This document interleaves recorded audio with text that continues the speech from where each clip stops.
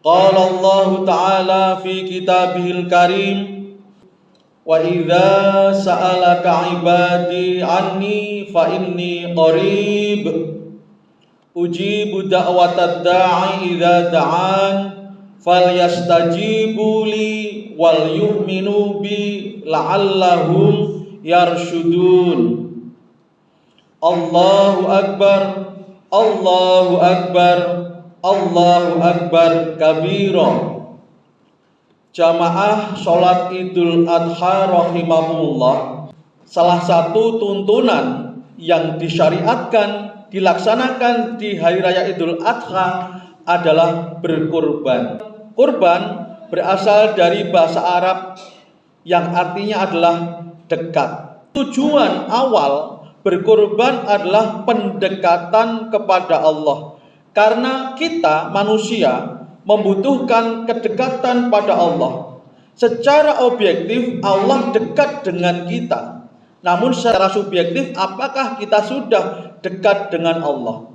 Dalam surat Al-Baqarah ayat 186 yang saya bacakan di awal khutbah, artinya, dan apabila hamba-hambaku bertanya kepadaku tentang aku, maka jawablah bahwasanya aku dekat.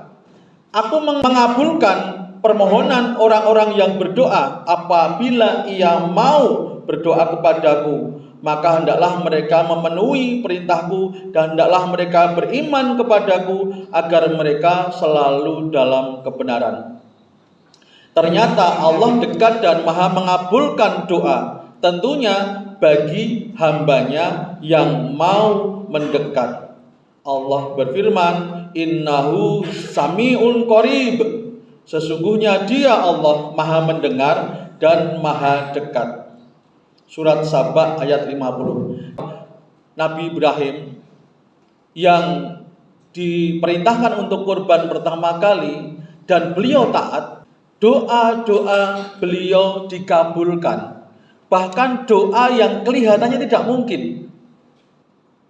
Nabi Ibrahim pernah berdoa, Rabbi j'al hadza baladan amina warzuq ahlahu minas samarat.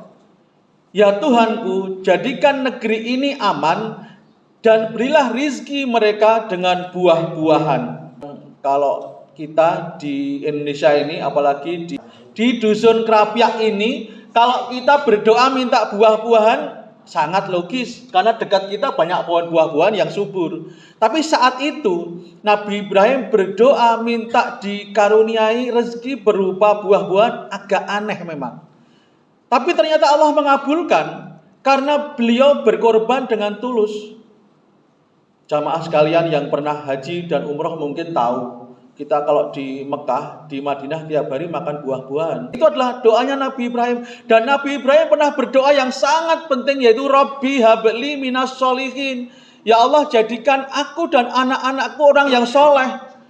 Makanya keturunan beliau para nabi, maka dia disebut Abul Anbiya sampai Rasulullah. Nabi Isa juga keturunan beliau. Kalau kita pengen doa kita dalam minta rizki dikabulkan, doa kita minta anak yang soleh dikabulkan, silahkan jangan enggan untuk kita berkorban. Kalau sekarang belum, niatkan untuk tahun depan. Insya Allah Allah akan mengganti dengan kenikmatan yang lain. Salah satunya adalah kita diberikan rizki yang cukup dan diberikan anak-anak yang soleh. Kalau tahun ini sudah korban, alhamdulillah, saya ucapkan selamat. Insya Allah doa-doa panjenengan akan dikabulkan. Yang belum, silahkan berniat dari sekarang, nabung. Kalau tahun depan belum cukup, tahun depannya lagi belum cukup, nabung lagi sampai cukup. Yang penting kita buktikan pada Allah bahwa kita ada niat dan kita ada ikhtiar. Ibadah kurban juga akan mendekatkan kita dengan keluarga, karena ada tuntunan mengambil sebagian daging untuk dimakan bersama. Salah satu ciri keluarga yang sehat atau healthy family adalah menyempatkan untuk makan bersama. Ibadah kurban ini mendidikkan kepada kita bahwa bapak-bapak, ibu-ibu, putra-putra, sibuk apapun, sempatkan untuk makan bersama. Karena itulah yang akan menjadikan keluarga itu dekat dan menjadi sehat. Kenapa kita perlu dekat dengan anak-anak kita? Karena kita butuh anak kita. Kalau sekarang anak-anak masih kecil, anak butuh sama orang tua. Tapi ketika besok kita manula, kita yang butuh sama anak-anak. Apalagi saat di alam kubur, kita yang butuh sama anak-anak. Kita butuh doa mereka. Kita butuh tambahan amal soleh mereka. Dan saat di alam kubur, kita tidak bisa meminta. Nah, tolong doakan ayah ibu, doakan kakek nenek, nggak bisa. Tapi minta itu sekarang, kita dekat dengan anak, ajarkan mereka berdoa, ajarkan mereka amal soleh. Ketika nanti kita di dalam kubur, kita akan didoakan oleh anak-anak dan itu yang akan menambah amalan kita.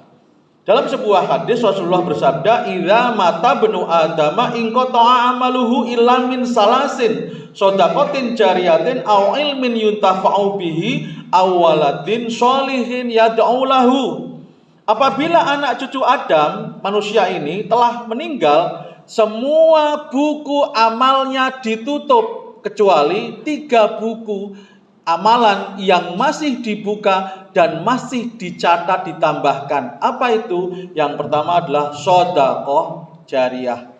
Makanya ketika kita ada iuran atau infak sedekah untuk kemaslahatan bersama, masjid, sekolah, jalan atau apapun yang untuk kemaslahatan bersama, kita harus ikut, Pak. Jangan hanya menjadi penonton. Kalau tidak punya harta, ikutlah dengan tenaga kita. Kalau tenaga kita juga nggak punya, kita ikut mendoakan. Yang penting jangan menjadi orang yang justru menjadi tokoh antagonis.